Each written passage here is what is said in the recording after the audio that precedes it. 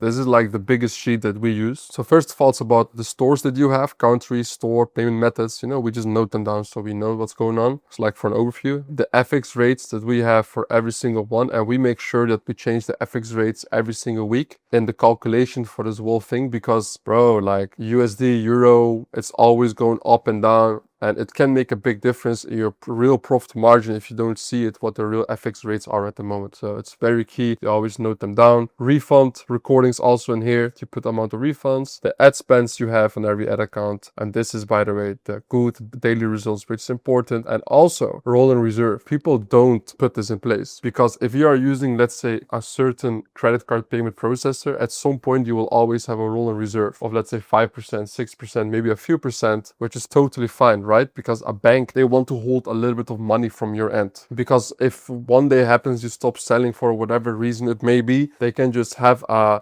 safety net that they can still have money. And for PayPal, the same. I mean, guys, did you even check that your PayPal account, what happens, right? If you just start out with ecom, you know it. The first 21 days of your PayPal, every single dollar is being held. And then only after that you can take out the money. And then what happens when you get your first review on your PayPal account, whether it be you made a PayPal through US LLC, whether you made it through your Dutch company, whether you made it through a Hong Kong entity, like the first review you're gonna have is gonna be just normal. They will still hold a little bit of money, but they're not gonna give you a plan, which can be, for example, 10-15% rolling reserve and a fixed amount every single month, or just only a rolling reserve. For example, like the PayPals that we used to always have and have right now, we always have around like 10 or 15% in rolling reserve. That can be totally fine. That's okay, but you have to keep it in mind in terms of cash flow, and also the rolling reserve, you gotta keep it in place. The monthly results is very important. So July and then, like, for example, August, etc. You can put it there. And usually this will only, as I said, this will only be correct after 2 months. You know that you get the real numbers. Is this fucked? Maybe. Does this suck? Maybe. Does this suck that you cannot know the real profit you make after a month of doing business and you can't really understand how much you can spend in your personal life? Guess what? You should only spend 10 to 20% of how much you make a month in your personal life. If you start balling out and go to all these events and going on like certain vacations and going to whatever it may be after your first 100k, 200k month, then you're just simply very stupid. I didn't go out of my home after making my first 400k profit. I live in Dubai, right? I'm not in Dubai right now. I'm in Rio de Janeiro. I'm on a